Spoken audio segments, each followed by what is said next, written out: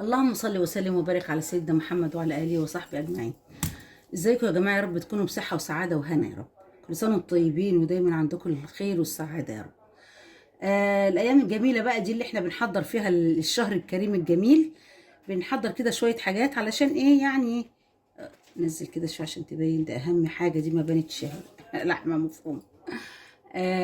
بنجهز كده شويه حاجات عشان في رمضان كده تبقى ايه، الموضوع سهل علينا وحلو واحنا صايمين كده، ما نتعبش ولا حاجه.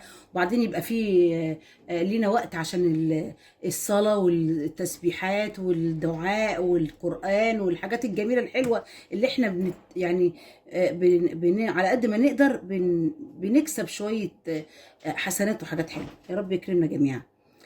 بس فالنهارده قلت بقى ايه، انا بيني وبينكم بقالي كتير قوي نفسي فيها. يعني انتوا لو شفتوا المكونات هتعرفوا ايه، بس دقيقة واحدة ما نجيب لكم اهم مكون. دي الخضرة. كده بقى انتوا عرفتوا اكيد يعني ايه اللي انا بتكلم عنه. توم وبصل، وده رز مطحون. عشان كمان يعني اكد لكم الموضوع، ده رز مطحون اهو. انا قلت لقيت رز مطحون، كنت هطحن رز يعني، بس لقيت رز مطحون قلت خلاص يعني خير وبركه، نجيب بقى نعمل على طول منه. وده نص اللهم صل على النبي، حزمه كزبره ونص حزمه بقدونس، لان انا ايه هعمل نص كيلو يعني، مش محتاجين كتير. وادي توم وادي بصل، وهناخد ايه كوبايه رز مطحون بس. ايه عرفتوا بقى طبعا انا هعمل ايه؟ هنعمل كفته بالرز. نفسي فيها جدا، بقالي سنين يمكن ما اكلتهاش، بقالي كتير قوي من ساعه ابن سمير ما مسافر، هو اللي بيحبها جدا. كنت دايما بعملها علشان هو بيحبها، لكن هو من ساعه ما مشي يا حبيب قلبي ما بقتش اعملها، لان الحاج ما بيحبهاش. فطبعا الحاجات اللي الحاج ما بيحبهاش وانا لوحدي يعني بكسل اطبخها كده، المهم يعني. فلقيت نادين وجوزها ما شاء الله ربنا يجيبه بالسلامه بيحبها. قلت ممتاز جدا، نعملها بقى كده فرصه نفسي فيها. والنهارده بقى ايه، نعملها مع بعض كده في الكبه كده بالطريقه الجميله السهله الحلوه.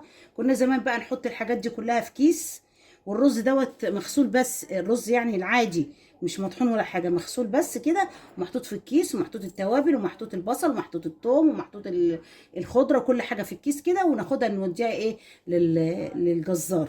عنده مكنه كده لكن دلوقتي الحمد لله ربنا اتكرم علينا وتفضل علينا بالكبه. كبه اللهم صل على النبي حلت مشاكل كتير قوي، وخلتنا بنعمل حاجات جميله كتير، منها طبعا الطعميه والكفته والحمد لله يعني. فهنبتدي بقى ايه، نجيب الكبه ونبتدي نشتغل مع بعض، يلا بينا. ادي يا ولاد الكبه اهي. بسم الله الرحمن الرحيم. اول حاجه نحط ايه، الخضره دي، عشان الخضره دي بتسهل يعني الايه، ضرب الحاجات يعني، بتبقى ايه مسهله كده. حتى في الطعميه برضو بحطها الاول. بسم الله الرحمن الرحيم. بسم الله. وادي اللهم صل على كامل نور النبي، ما شاء الله. بسم الله الرحمن الرحيم. ادي اللحمه لسه ايه، بس الحمد لله لا فكت، الحمد لله. اللهم صل على النبي. احنا عايزين ايه الاول، نضربها الاول مع الخضره كده، بسم الله. وبعدين نحط بقى معاها الحاجات، علشان ايه طبعا هتاخد غلبه شويه اللحمه ايه لوحدها الاول. بسم الله الرحمن الرحيم.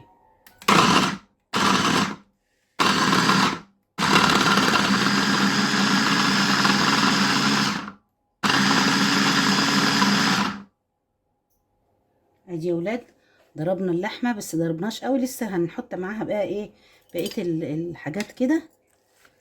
ايوه. بسم الله الرحمن الرحيم. اصلها لسه ايه يعني، اللحمه كانت في الفريزر بس فكيتها يعني، بس لسه حاجه بسيطه كده.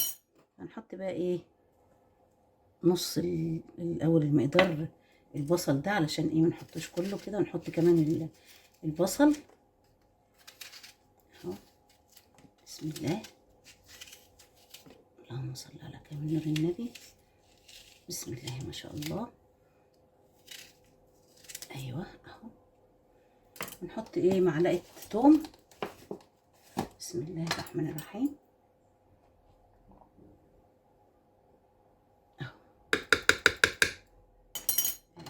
تمام التمام كده. وايه ونبتدي ايه نضربه بقى ايه ضربا مبرحا. بسم الله ما شاء الله، بسم الله الرحمن الرحيم، بسم الله الرحمن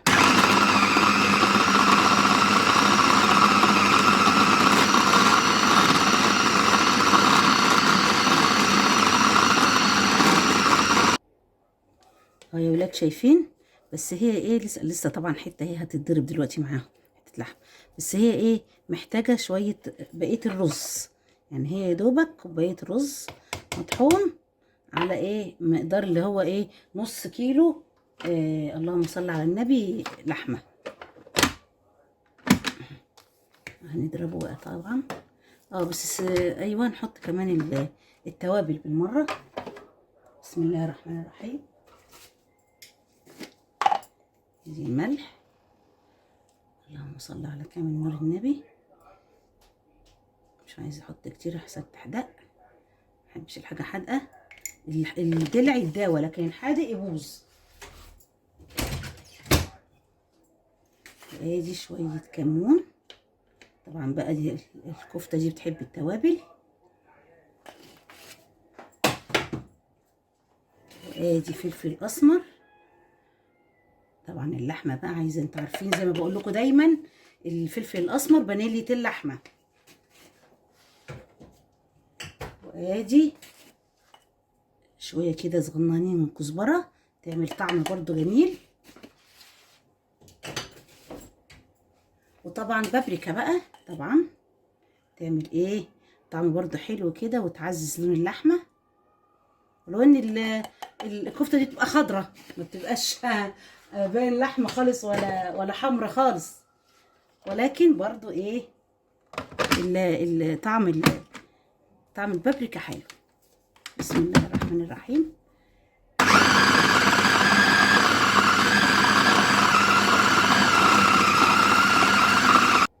ادي يا ولاد اهو طحناها عملناها فرمناها. شايفين جميله ازاي؟ شوف اللون حلو ازاي.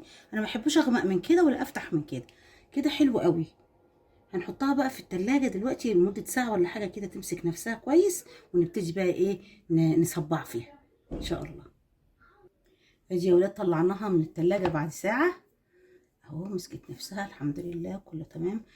طبق زيت بقى كده، حبة زيت كده صغيرين كده في ايديكي عشان ما تلزقش في ايديكي وتتعبك.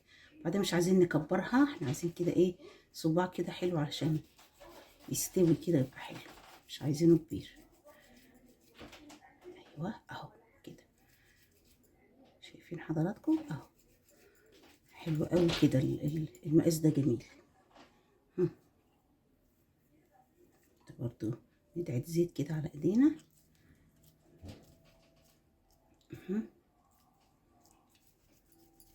بسم الله الرحمن الرحيم. اللهم صل على كامل نور النبي. ما شاء الله ما شاء الله.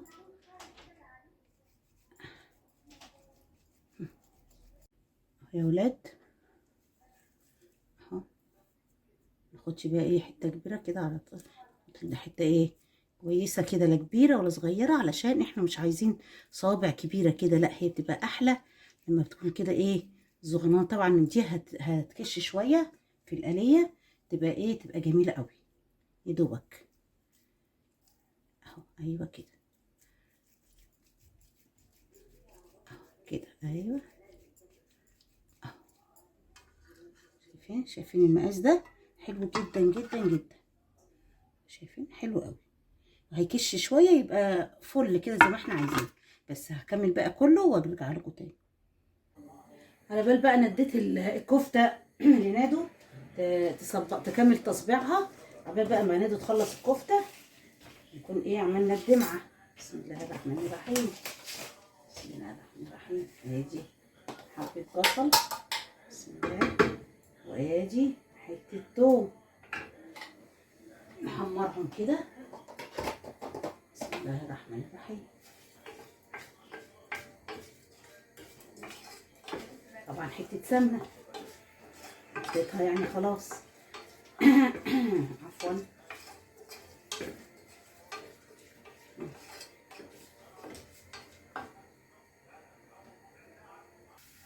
ادي البصله اصفرت، وطبعا الثوم طلع ريحته جميله. بسم الله الرحمن الرحيم، اللهم صل على سيدنا النبي. انا طبعا هعمل طبق واحد لان ايه حاجه ما بحبهاش انا ونادو بس اللي هناكلها، فما بعملش كتير.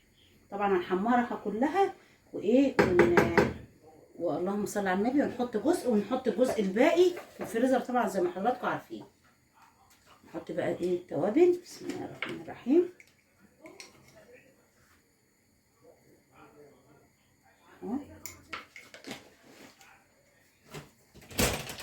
وادي الفلفل الاسمر.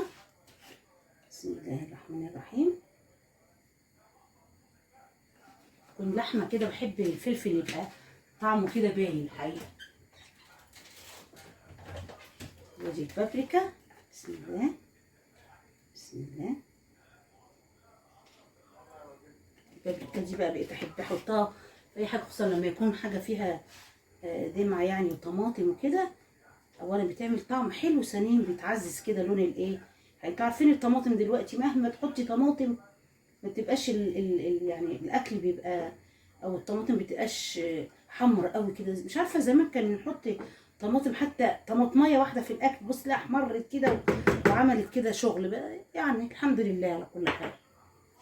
بس انا هحطيها بقى كده بس ايه تتسبك. ادي يا جماعه الكفته، ايه رايكم فيها؟ رايكم في منظر بقى الكفته الجميل وطعمها وريحتها. اسالوا نادو كانت عماله تقول لي ايه طعمها دي يا ماما تحفه الحقيقه.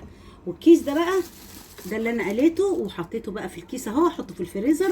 وطبعا نادو برده خدت حته بس خدتها عجينه، هي هتقليها وتعملها. فطبعا كميه كويسه قوي من نص كيلو لحمه وربع كيلو رز، وطبعا توابل بقى وخضره وحاجات. الف هنا وشفا يا جماعه، واعملوها وفي رمضان كده يبقى تغيير بدل اللحمه والفراخ والكلام ده، وتبقى جميله وسهله وجاهزه كمان على طول تعمليها تحطيها في الدمع على طول. كل سنه وانتم طيبين، ما تحرمش منكم. ما تنسونيش بقى سبسكرايب وشير ولايكات وحاجات حلوه، ما تتحرمش منكم ابدا. خلي القناه بقى ترتفع وتبقى كويسه كده وربنا يخليكم ليا يا رب. كل سنه وانتم طيبين، بحبكم. سلام عليكم.